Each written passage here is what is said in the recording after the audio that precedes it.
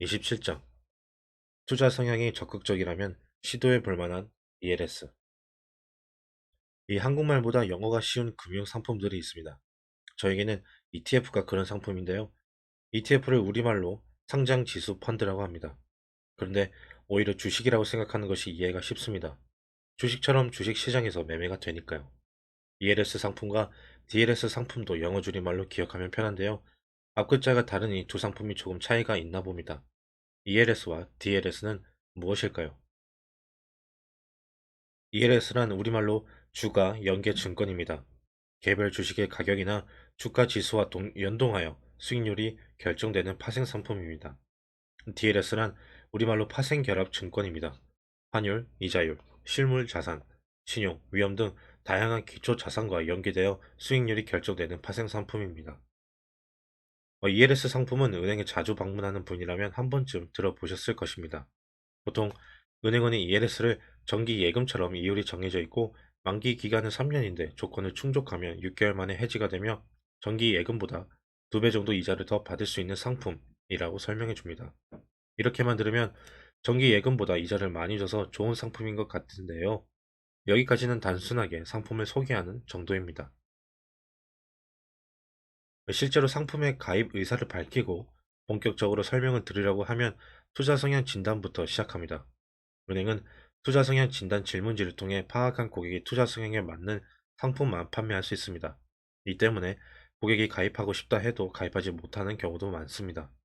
또한 은행원이 하는 말만 듣고 혹해서 가입을 진행하다가도 안 하겠다고 하는 고객도 많은데요. 그 이유는 설명을 듣거나 서류를 작성하다 보면 원금 전액을 손실 볼 수도 있고 투자 상품이며 예금자 보호가 안 된다는 것을 알게 되기 때문이죠. 그럼 자연스럽게 나와 맞지 않는 위험한 상품이니 가입하면 안 되겠다는 마음이 들어서 상품 가입을 중단하고 다시 정기예금에 가입합니다. ELS 상품이나 펀드 상품이나 원금 보장과 예금자 보호가 되지 않는 위험한 투자 상품입니다. 무조건 원금 보장을 받아야 하고 정기 예금 이자만으로 충분히 만족한다면 여기는 넘어가셔도 좋습니다. 하지만 이 상품을 이해해서 금융 상품에 대해 좀 더 유연하게 생각하고 조금 더 수익을 내고 싶다면 알고 있는 것이 훨씬 유리합니다. 일단은 상품이 뭔지 알아야 가입을 하든 하지 않든 결정할 수 있을 테니까요.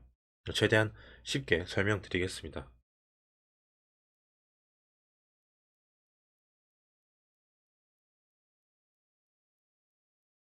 이자가 보장되는 꾸준한 상품.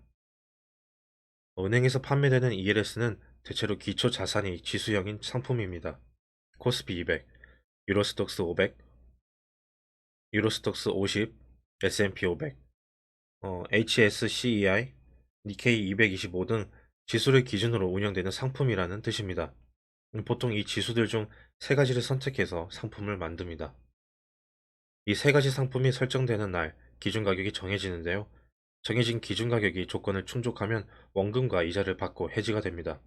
상환 조건은 보통 90, 90, 85, 80, 70, 55로 적혀 있는 경우가 많습니다. 일반적으로 3년 만기에 6개월 조기 상환 상품이며 6개월에 한 번씩 평가합니다. 평가는 90, 90, 85, 80, 70, 55를 기준으로 합니다.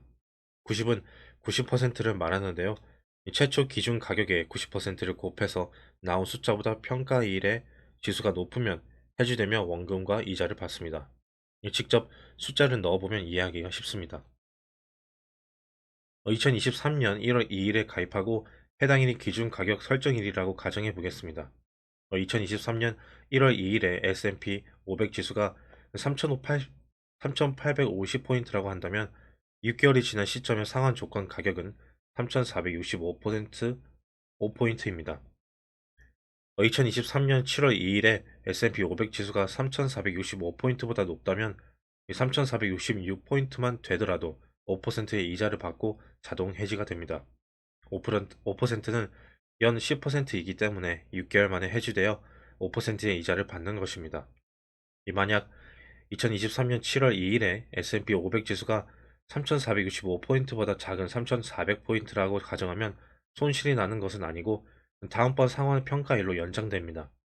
다시 2024년 1월 2일에 3,465포인트보다 높은지 낮은지를 확인하고 마찬가지로 이 3465포인트보다 높으면 이제는 1년치 이자를 받고 해지됩니다. 또 낮다면 다시 6개월로 연장됩니다. 그래서 마지막 3년까지 연장되면 이제는 55%를 곱해서 55%보다 높은지 낮은지를 확인합니다. 2117.5%로 2117.5포인트로 2026년 1월 2일에 S&P 500 지수가 2117.5포인트보다 높으면 3년치 이자인 30%를 받고 해지됩니다. 만약 마지막 평가에서도 상환 조건이 충족되지 못하면 가장 낮은 기초자산의 하락된 퍼센트만큼 손실을 봅니다. 결론적으로 ELS 상품은 내가 가입한 시점에서 가격이 큰 폭으로 떨어지지만 안 된다면 이익을 보는 상품입니다. 이것이 펀드나 주식과 다른 점입니다. 주식은 매입한 순간 매입한 가격보다 올라가야 돈을 벌 수 있습니다. 펀드도 내가 가입한 시점보다 올라가야 환매해서 돈을 벌 수 있습니다.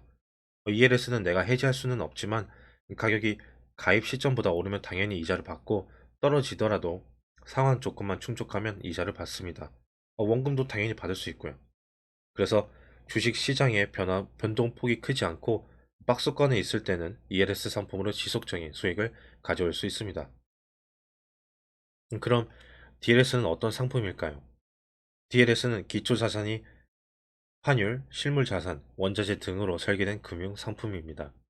2019년에 독일 금리를 기초자산으로 만들어진 KB 독일 금리 연계 전문사 모 증권투자신탁 제7호는 이자만 남고 원금은 100% 손실이 확정되었습니다. 당시 이 상품의 이자는 1.4%였습니다. 사람들은 정기 예금 금리가 너무 낮다 보니 조금이라도 이자 수입을 올리기 위해서 가입했을 텐데요. 손실이 발생하여 당연히 피해를 입었고 해당 상품을 많이 판매했던 은행은 기관 제재 및 과태료가 부과되었습니다. 이 이후로 DLS 상품을 보기가 힘들어졌습니다. 증권사에서도 거의 판매하지 않고 있습니다.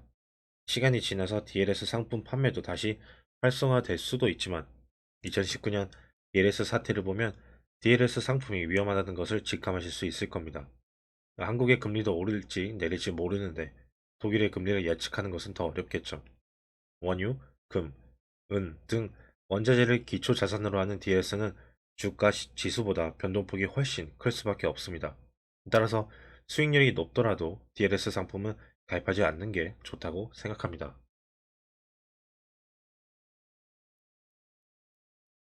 금리 사용 설명서. ELS는 원금 손실이 생길 수 있습니다.